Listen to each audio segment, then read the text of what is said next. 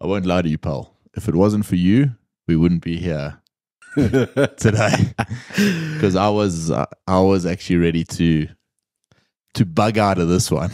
Oh, no, there's no way, guys. Oh, I feel you. It's been a ridiculously busy week for both of us. But I know people hear that from us a lot, but I don't mean it to sound cliche, but it was just a wild one. And then obviously it's coming out on Friday, so look, we never really committed to the Thursday. Why I like the Thursday idea is that if something happens, you can shift it to Friday. If you commit to Friday and something happens, you're stuffed. Yeah. So anyway, this is our backup. So it'll be out either on a Thursday or Friday. Yeah. So I changed our little sort of what you call it, info bit about the pod on YouTube and the podcast, because I want it to be more accurate to what we are. Yeah. Because the last one I actually got someone that does this to write it for us, and I was like, tune into the Bryan Air podcast for blah blah blah. It was cool and it's professional, but it wasn't us. So this one to me is more. It was written by me last night after a couple of whiskeys, and I think it's more accurate. It can only be if that's the case. Catch up with the latest news and insights from the aviation sector, a touch of bro science, hearty motivation, and some horrendous financial advice. Quite possibly a waste of your valuable time. Listen at your own peril. It could not get any more accurate than that. What do you think, Rich? 100%. I like it. Yeah, it's the truth, the whole truth, and nothing but the truth. That's it. So we roll. Can't guarantee it's going to be worth your while. Can't even guarantee it's going to be fucking accurate, to be honest. But you know what? We do our best. Yeah. And people seem to dig it. Well, We've got some new angles going on. Yeah, nice little change up. This was all your hard work last weekend, I believe. And in an effort to try and sort of clean it up. Yeah, the exact wording was to make us look a little bit less reptilian. I don't think you look pretty good there. Still got to sort out the lighting. Lighting's always an issue. Obviously, changing the studio, I didn't realize again how complex the whole lighting issue is. But I think we're getting there slowly. There's one or two things. And what's remarkable, I'm sure some of you are going to get into the studio one day. You see it in real life, and the lights are like popping like you can't believe. Yeah.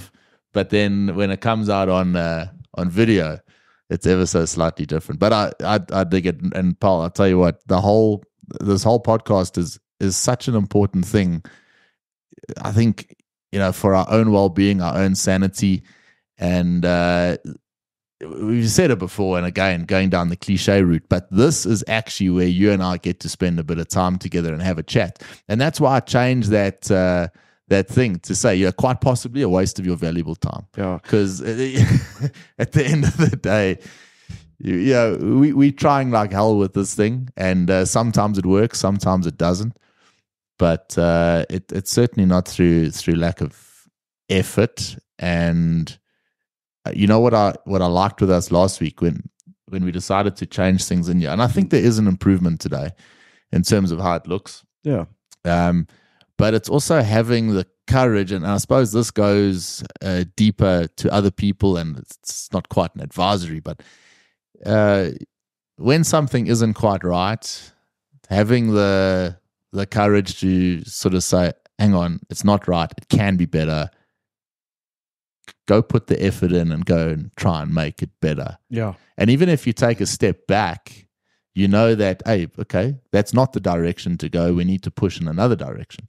So I really am, Paul, genuinely proud that after one more of a busy few weeks, we actually here and doing it. I think it's not to give ourselves too much kudos, but a feather in our cap that at least we're here. And I hope everyone enjoys it and appreciates it. And I know that you do. Paul, actually, I'll go one step further. The comments and the stuff now is just reached a whole new level. You see it every day. People send us stuff, and it's just so cool from all around the world. And this sort of aviation network that we have is now quite a serious network of people chatting to us and telling us what's going on in the industry and what's happening with them. And I promise you now, I did manage to collect stories and that this week. But if I didn't, we would have a show based from all our listeners giving feedback on what's happening at their companies. No, look, it's ultra cool, man. It's the network of friends, especially that we've built around this, is just brilliant. And that's why it's so difficult to not do a podcast every week, because there is an element of not only letting ourselves down, but letting them down, and that's not going to happen. But I mean, on a also very good positive note, in saying what you're saying there, like got a nice little reminder from my mom this morning, where she had a memory come up on her phone of a picture of the two of us sitting in Berlin good 13 years ago when we were there for our initials. How's that pic? I got to get that up. Hang on, give me a miniature. Yeah, so I'll find it. 13 years ago. Yeah, Rosevear and Peril were in Berlin. We had just got through our gated session, correct? Yeah, session 4 or 5 of the initials. And by that stage of the game, and in that stage of our careers, we thought by then we were absolute fucking heroes. We certainly felt like it, because the work that had gone into it at that stage was huge. And little did we know. Yeah, no, listen. But there it is. That night we definitely hammering a few celebratory beers. If I remember correctly, it was on the way back to the hotel after that session that we tried to steal a scooter or something. Check, I look the same. You look a bit different. Yeah, look, I've put on some mileage. No shit. So that was 2010. Yeah, no, cool memories. But specifically for us as well, cool memories. Just from it's one of the reasons why I love the sim center so much. Sim centers are just cool. That was all sim training. Yeah, and we say it to our students all the time: become mates with your sim partner, work hard together. And you never know what's going to happen there. And exactly, yeah, we did that, and it turned out cool. So that's a hell of a cool memory. So thanks, thanks, Jill. Yeah, work hard, play hard. Eh? Work hard, play hard. That's what it's all about. Yeah, but let's get to it. Like I said, a lot of news this week. Almost didn't have time to put stuff together. But anyway, one of the ones I want to chat about, headline is top US accident investigator says close calls between planes show that aviation is under stress. And why I think this is a good one. Basically, this was on AP News. It's a nice article. It gives quite a good rundown and a bit of a breakdown as to what's been happening of late. So let me just go through it here. Top accident investigator said on Thursday that a surge in close calls between planes at US airports this year is a clear warning sign that aviation system is under stress.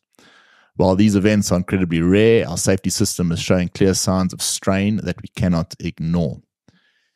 They warned that air traffic and staffing shortages have surged since the pandemic. She said that there's been a lack of meaningful training and more reliance on computer-based instruction by the FAA and airlines, and too many irregular work schedules amongst pilots and air traffic controllers.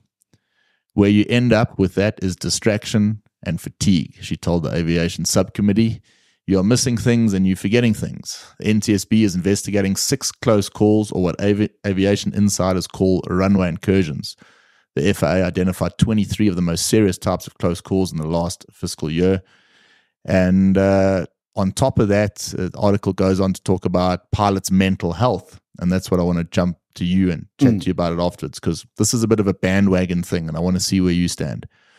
Pilot mental health, which is on travelers' minds because of the arrest of an off-duty pilot accused of trying to disable a plane in mid-flight and a co-pilot who allegedly threatened to shoot the captain.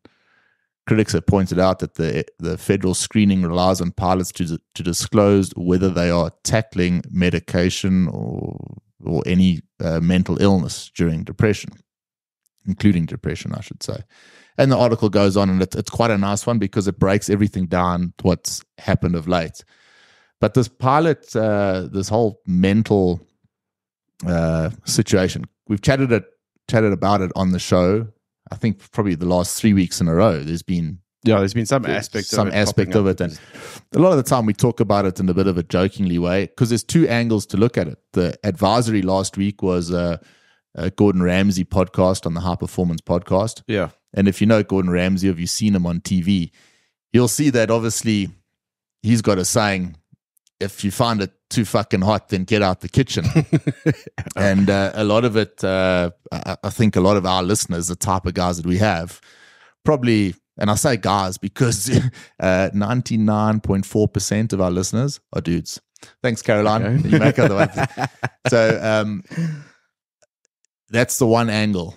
If it's too hot, get out the kitchen. And the other angle is to look at it and say, but hang on, that's a little bit too abrasive for the aviation community.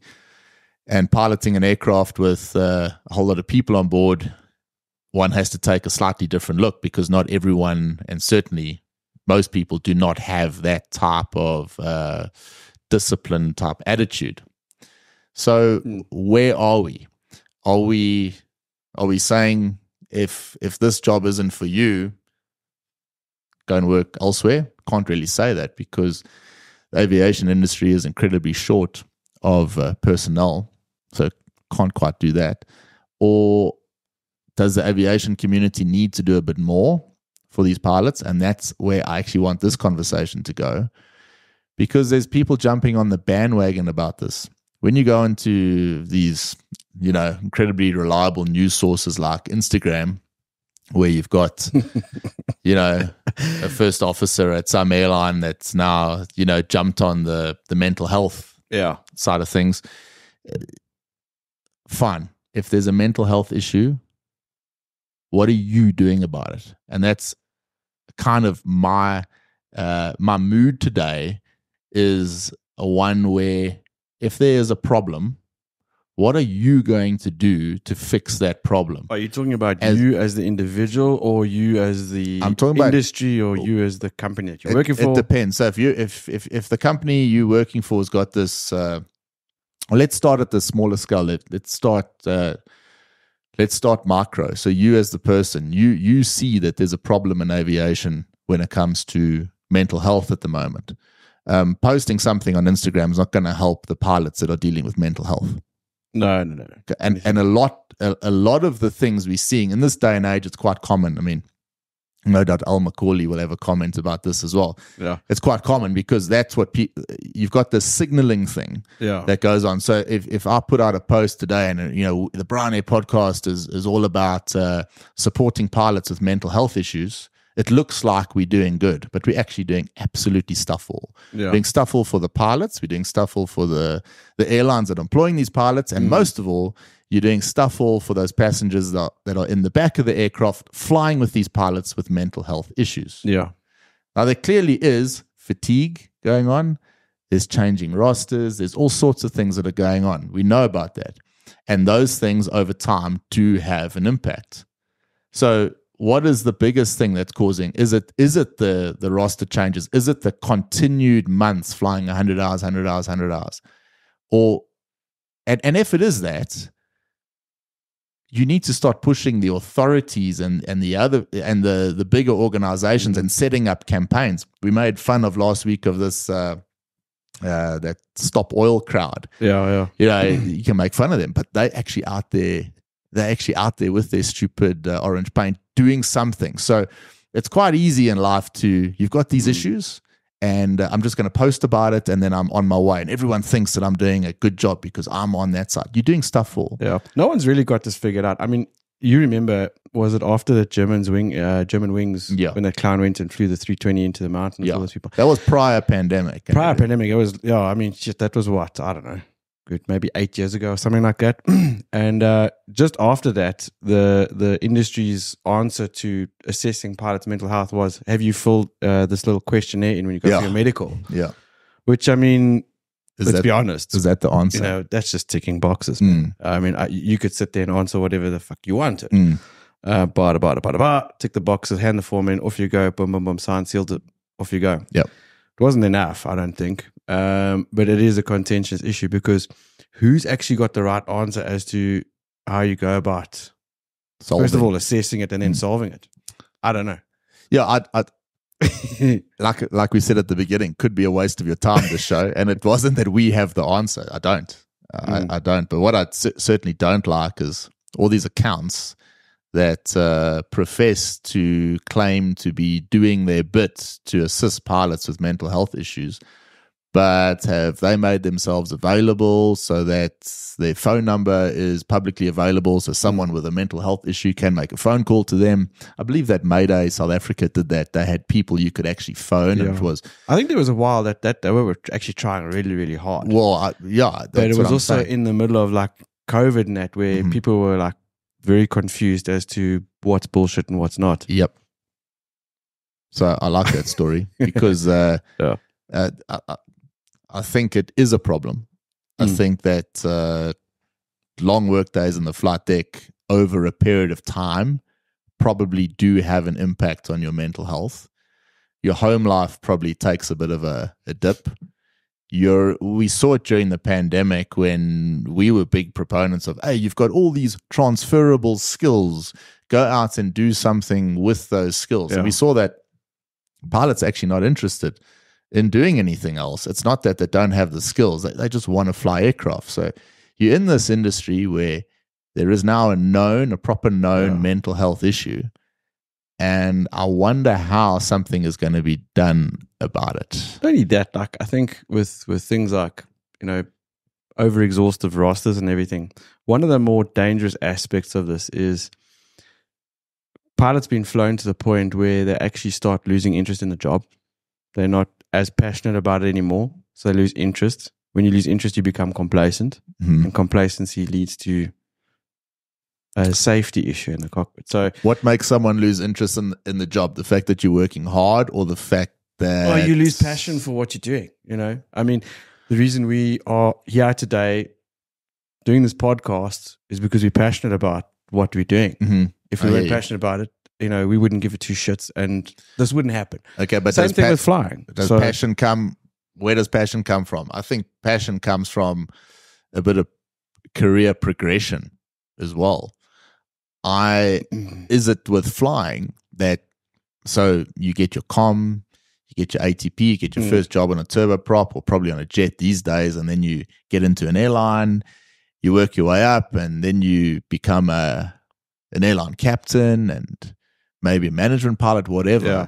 I think a lot that career progression gets to a certain point, and then it sort of stops. And maybe that's something that you got to look at in aviation. Maybe there needs to be a continued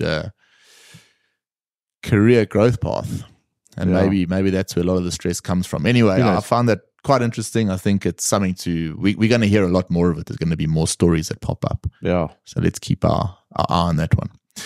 A couple of months ago, I made a comment on. I still think this way. I can't stand going onto a website to buy a ticket, an airline ticket, and after I buy the ticket, I get a million different other questions. Do I want my bag insured? Of course I want. I don't want you to lose my bag in the first place. Yeah.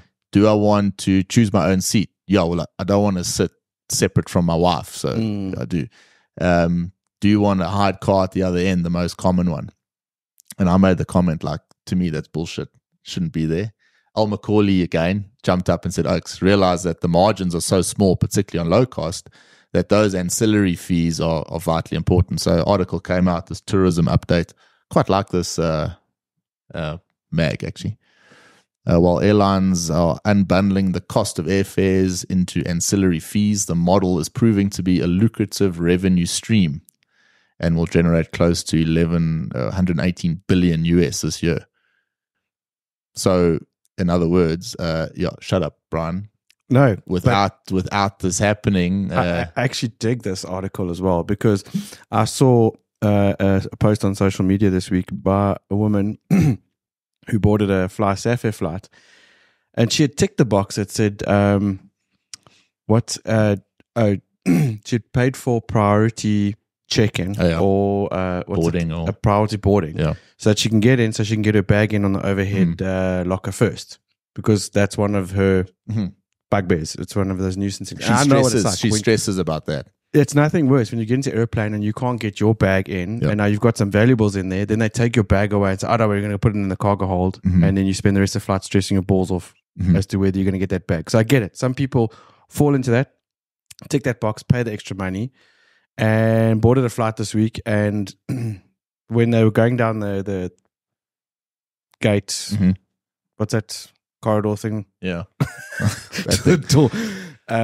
Everybody gets piled in, and there's actually no real benefit to priority boarding. Okay. So she like raised the point saying, listen, what the hell am I paying for? Okay. So I kind of get it. Ancillary fees make money for the airlines, but then the airlines have an obligation to see to it that people get what they pay for. Yeah. So like if your bag does get zicked on a Sapphire flight, is that 13 Rand bag insurance going to pay out for what was actually in your bag? Do you get a Louis Vuitton for the Pick and Pay Cellini that you you definitely won't for that 13? But okay, so those are fees bolted onto your ticket that you're actually buying. Go back to like a Air France, no Air France. If you buy a premium economy ticket, let me tell you, Ryan, that premium economy ticket, you are actually benefiting way more from the ancillary extra things you get with that ticket than your slightly better seat. So what do you get with premium economy? Okay, so you get the besides a slightly more comfortable seat, you get you don't have to queue in that long queue at Charles de Gaulle. Okay, you go to the Sky Priority. Yeah, so you get a Sky Priority little thing on your boarding pass. So that Sky Priority gets you through the check-in quicker. It gets you to check-in. You don't have to do the self-check-in.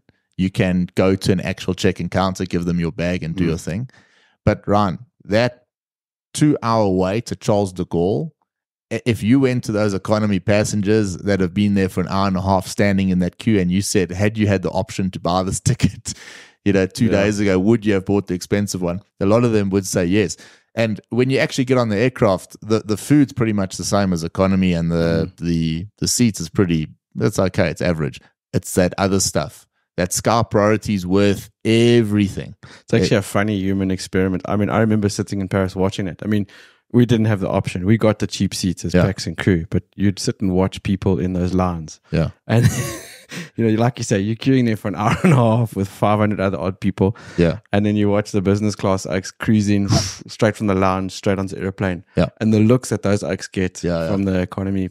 Yeah. And you can see on people's faces, they're thinking, fuck you. Yeah. But the difference with that's not actually a bolt-on fee. That's you buying a ticket, and that ticket comes with those things. Yeah. This is more of like a low-cost passenger buying a cheapest ticket they can find on a low cost, and then the other little ancillary things that are bolted on. And it accounts for a hell of a lot of the margin when it comes to their sort of profit and loss at the end of the year. More people flying. IATA expects global air traffic to grow by 28% in 2023. Low-cost carriers currently account for nearly a third of airline market share. That's huge. Yeah. And it is clear that the highest ancillary revenue is generated by airlines that carry more passengers. Fees for selecting seats and all that. And it's quite interesting. It's a nice article there. Very cool. Next one. This one. Joby. So this is the crowd. They're in a bit of cuck at the moment. So they are the leaders at the moment in the whole eVTOL side of things. I don't know if you're following the eVTOL story. I'm starting to follow it a little bit more now, because I'm starting to realize that in the near future, something like this will actually suit my daily commute. Yeah. But this goes a bit deeper, because this whole thing is about they still have to get certification from the FAA. Last year, the electric vertical takeoff and landing developer Joby Aviation began reporting its progress towards type certification in the form of a chart showing 5 stages of certification and the percentage of each it had completed. Now, these guys went and used this for their getting new shareholders in, presenting these things at big meetings and trying to get shareholders in. But it turns out that these 5 stages are not exactly FAA approved 5 stages. These are 5 stages that the Joby shareholders or the Joby team put together to try and dumb down the FAA stages of certification. Now, anyone that's tried to certify anything in aviation will know that process cannot be dumbed down. It's a long, laborious process with a lot of steps, and they haven't been 100% clear that to their shareholders or their potential new shareholders that they are as far down the process as they were telling everyone. So that's what that article is about. Okay. That's in the air current guys at Ryan as well. That air current is such an awesome tool for. And I'll show you something here as well. I hope I'm allowed to do this. I'm sure I am. If I'm not, well, fuck it. Yeah, what's that? Ask for forgiveness rather than permission. Yeah, that's how we roll. People ask, how do we get our gen? So how's this for a bit of AI stuff? Yeah, so I'll take away defense and space because that's all bullshit. And here's all the latest. Check these are all the latest stories. Yeah, that's an hour old, 3 hours old. So it just keeps updating this. All the aviation stories from around the world. That's how we get our gen. That's how you know it's up to date. So you're not being bullshitted. You're getting the latest stuff. Friday morning, hour old news. Oh, there's that. And then, listen, let's not discount the Help of Fly Africa. Yeah. Simple Flying. Yeah. Airtime is also very good. But like Simple Flying, the articles are in here. Yeah. So it's not like it's not just their own stuff. But if you're one of their premium subscribers, you get this on their site. Yeah. And you get this. It's absolutely brilliant because you can just follow the global aviation news that's just come out 30 minutes ago and just follow it through. And on that note, the way aviation around the world is moving at the moment, I mean, let's be honest, the expansion and the rate at which things are moving, it's fairly fucking rapid. You need stuff like this to stay on top of. Oh, you've got to. Because there's no ways that you can sit in your own little bubble in South Africa, plod along. Yeah. And keep up with things if you don't have a good cooking clue of what's going on around the globe. Never. You've got to have a system, and that system that is sort of, I think, one of the reasons why the podcast improved, particularly over the last 6 months, because the stories that we were giving were one that they interest us. It wasn't that these were the stories we had to talk about them. They interest us, and you can choose from the latest gen. And no one's going to listen to the show today if the stories are ancient. They've got to be up to date and relevant. That's what puts us on another level. Anyway, Pratt & Whitney, no more. There's still no good news on their side. They've actually now found that the defective disc issue that they had in their Pratt & Whitney geared engines is actually on quite a few more business jets as well. So it's not just that 1000G geared engine. It's affecting some, particularly the Falcons. Oh, really? Yeah. So Pratt & Whitney, they're going through a bad phase. That's in Flight Global, also excellent magazine. So FAA filing says 63 Pratt & Whitney 307As and 307Ds installed on US registered jets may have high pressure turbine discs with a material defect that could reduce the life of the part and must be removed from service. Starts getting expensive when you're fucking around with private jets and try and tell a billionaire, listen, sorry man, Falcon's out of service because heads are gonna roll. Problems. I like the next story. Yeah, you like it. You read it. This is up your alley. Right up there. So Rex Airlines ground crew has barbecue on tarmac at Brisbane Airport. Nice. So some passenger with a TikTok account took a video of the Rex ground crew having a Barbie during lunch, posted it, and it went viral. And with the headline, if your aircraft is delayed, this is why. I have to ask the question. what the problem is. What's the problem? I think it's awesome. It's probably like the canteen. Probably 1,000 degrees outside. Yeah, perfect day. I mean, Springboks have just won the rugby. Yeah. It's probably a bunch of ex-saffers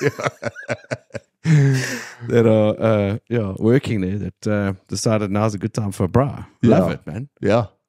Hey, I don't see anything wrong. What's the problem? Exactly. Some good news for Airbus. First A220 deliveries to Qantas is due within weeks. Airbus also ecstatic as EVA Air confirms order for 18 A350-1000s and 15 321neos, hopefully with the non-Pratt & Whitney engines. And next one, Airbus on track to deliver 720 aircraft in 2023 after a very strong third quarter. So lots of pro Airbus news this week. Kind of got me thinking. Even more pro, the next one as well. Airbus torn between Airbus and Boeing freighters for future order. Emirates a stronghold for obviously the 777 and the Boeing a stronghold for cargo ops. But they're even looking at possibly the 350. So what is this? Is this like a real thing that like people are losing faith in the Boeing product with all the shit that they've caused in the last couple of years? Or is it like build up? We've got the Dubai Air Show that's starting next week. And I think big air shows are where massive orders come in. And I think it's two things. I think that Boeing are very hesitant to say anything in the media at all.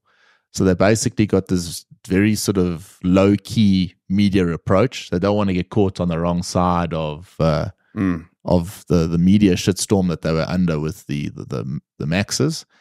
And I think then you've got Airbus on top of that are basically, they know that and they're making the most of it.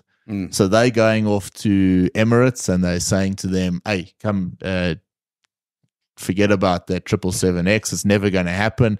Take the 350. We're already building the thing. And then after that meeting, they're turning it into a marketing thing. And now it looks like Emirates are looking at Airbus. Where they may be, and they also may not be. So I think it's more of that. I think Boeing are just simply too scared to create any waves in the media at all. In fact, if their name could be mentioned less in the media now, they would take it. Yeah. But that's my opinion. Interesting. So all eyes on that Dubai Air Show starting next week. It opens up on Monday. So we're not going. No. We were supposed to. Yeah. But maybe next year. We got some mates going on. I'm pretty sure we do. 223 registration, so it's open. 13 to 17 November. 14,000 plus world-class exhibitors from 95 countries, 180 plus of the most advanced commercial, private, and military aircraft on display. Apparently, they're having a massive business jet display this year, particularly the biz jets with big cabins. 9 conference tracks presented by 300 plus industry speakers. Not us, though. 20 country pavilions featuring the most innovative products and technologies. That would be cool. I'd like to see that. 390 senior military and civil delegations. Access to Startup Hub Vista featuring 80 plus startups.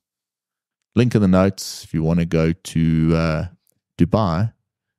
That's where to register. You know what I just realized? What? This kind of thing would have actually been perfect for you and I. We could have gone and done like the Martin Brundle thing. Yeah, a pit walk. Pit walk down the air show exhibition. No, but people know Martin Brundle. That's why it works. Yeah, shit. Okay, well, so maybe this time next year. Yeah. Let's give it a bash. That's the plan. That'd be quite cool. Yeah, I would like to go to that show, and particularly the tech side of things, the latest tech. We know about all the stuff that's coming out on the training side.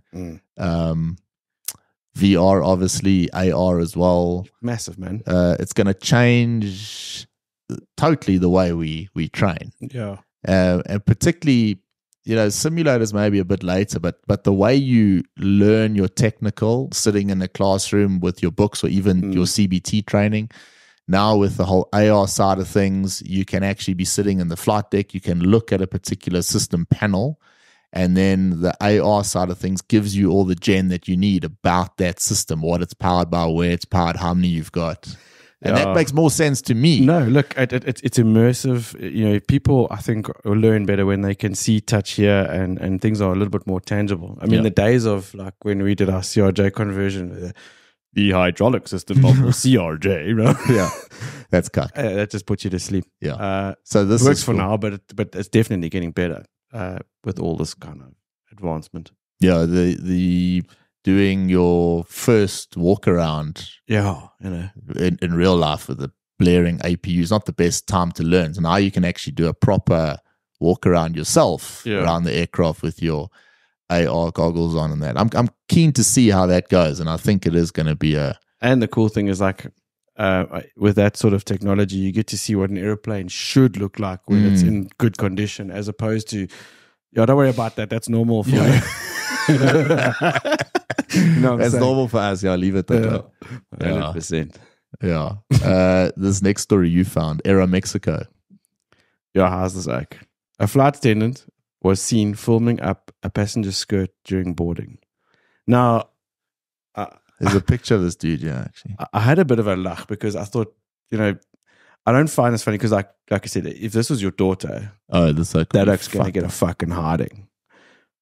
But I'd definitely be in an orange jumpsuit after. How's this like? Is that the actual picture? He's got his phone there. What are you actually thinking? Arsehole. Yeah. Hey. So much for coffee. I didn't say anything. But how's this like? I can't believe it. I mean, how you think you can actually get away with doing something like that in today's day and age? I mean, yes. But like you said, it is Mexico. Anything's possible. Anything's possible, yeah. So it's funny, but it's not funny. Bit of a, I'm sure that guy got a harding by someone. You would in South Africa. You would get cancelled. You'd get 100%. Yeah. Someone would not like that story. Bryan Advisory this week. It's an excellent one. It's another podcast. We learn a lot from podcasts. Podcasts are the way to go when it comes to, if you want to dedicate an hour and a half or whatever to listening to someone that's got a real specific type of knowledge. I don't know if you listen to Andrew Huberman at all. I have. I've listened to quite a number of his shows. I have to be honest, he's one of those guys where there's some topics I really, really enjoy what he has to say, and then other ones where I think, but whatever. So you would be interested in this one because this is not his show. It's Chris Williamson's show, Modern Wisdom, interviewing Huberman. There's got to be a good one. Of all the shows that I've heard with Andrew Huberman, this one is by far the best. You would enjoy it. I think it's basically titled "The Secret Tools to Hack Your Brain." So, things like getting sun early in the morning, teaching your kids from a very early age to breathe through their nose. It actually changes their whole facial structure. If they show kids that breathe through their mouth and kids that breathe through their nose, the whole facial, and to take a bro science way of looking at it, you're much more attractive if you breathe through your nose. So this should be something that's taught at a very young age. Breathe through your nose because it's much more healthy. Okay. And it's just a very, very good podcast. Lots of other little hacks there. Andrew Huberman is excellent, and he is I think he's a neuroscientist. Yeah. So he's not bro sciencing his way through this thing. He's a proper scientist, and a very, very good pod. Goes on for quite a while. Chris Williamson, I think, is up there with the best interviewers on the planet right now. Yeah. And so that's it. It's a really good one. Check it out. Link in the notes. I'll give it a listen. But you'll tag dig on to that as well. Let's just talk about podcasts quickly. Mm-hmm. I mean, the other day I found myself sitting in traffic and my podcast thing wouldn't work for whatever reason, or my phone had died, whatever. Listen to the radio. Yeah, I was forced to listen to the radio. Oh my sack. I would rather go to the dentist, man. Yeah. The radio is such a crock of shit. The news, the adverts, the presenters are crap. It's the adverts. Yeah. I don't know why anyone would listen to the radio. If you're listening, okay, it's not to run it down. But there's a show with one of the leaders in the world when it comes to talking about neuroscience, and he's on like a radio type show, a podcast. You don't want to listen with like a bunch of stupid adverts. Yeah, but you want to listen to some stupid local stuff that's going on. Anyway, dumbing it down. If you are into like the whole radio thing, you're probably not if you're listening to us, let's face it. Yeah. So the radio nerds aren't going to hear this anyway. But anyway, I think I hear you. Radio sucks. Yeah. And it's just got worse. Exactly. It used to be cool. So much for if you were going on a road trip and then you would go out of Joburg and 94.7 would crack a little bit because you're out of range and you try and tune into the next station. And then you're heart full of all your CDs that are mostly scratched. CDs are scratched. Your best song keeps jumping. Oh, no. Yeah, remember that. Podcast is the way to go now, man. 100%. Yeah. Upcoming events. Good UFC coming up. Dricus du Plessis is no longer fighting Israel Adesanya because he got hammered by Sean Strickland. Mm-hmm. And but now Dricus, I think, has got a much harder fight because he's got to fight Sean Strickland. That'll be January the 21st. So I was much more confident that Dricus could take out Adesanya than Sean Strickland because Sean Strickland's as tough as nails. But anyway, what's funny, Sean Strickland is the biggest, he talks crap about everyone. Yeah. Yeah, he's like trash talk of note, but so he's known for it. So I'm interested to see because he's going to attack the South African angle. Yeah. So he's actually going to rub Dricus up to the point where like he deserves a bit of a push clap. Yeah, exactly. But du Plessis doesn't have as refined English as you and me. So there's no doubt that Strickland's going to be attacking the Safa there on his lingo, probably the way he dresses. Timing is a bit cuck for Dricus as well because, I mean, we're going into like the Christmas period. Yeah, no, he's training during Christmas. And, I mean, December's the time for slugging beers, eating a whole gammon. That's not going to happen. And pudding and all that shit. That's not going to happen. No. He's going to be training. So, yeah, that's good UFC coming up. There's obviously more UFC in the meantime, but that's the big one. And then a big one, not this weekend, next weekend, I believe, the F1 in Las Vegas for the first time. That'll be really cool. That's going to be a cool one. That's be a very cool race there in Vegas. Yeah. So if you're new to F1 and want to check it, because the vibe there, the vibe in Vegas at 3 o'clock in the morning on like a random Tuesday night is better than the vibe of anywhere you've ever been in your life. Yeah. Yeah. So during an F1 weekend, can you imagine with all the celebs and everyone there, it's going to be ridiculous. Yes. So I'm really keen to see that. It's not too late for us to hook up some tickets. No. And then if you want to see Max win again on Sunday the 26th for the last race in Abu Dhabi, you can tune in for that. Yeah. It's kind of like a bit of an anticlimax now. He's already the world champion. So it's not as exciting as it was last year, the year before. Yeah, there's not the constant sort of battle between him and Lewis, but his dominance has just been something out of this world. People say the car. No, you always look at how your teammate is doing. His teammate can't even finish second. Probably looking up too many chick skirts. Anyway, Paul, enjoyed it today. It was power. Big fun, guys. Glad we managed to pull it off. We always manage to pull it off. It's just, you just actually got to get there and just fucking do it. 100%. But magic weekend. Catch you next week. Cheers for now. Ciao. AC4103, contact Chicago departure. Good morning. That was 553, uniform, someone setting 250 on all another turn.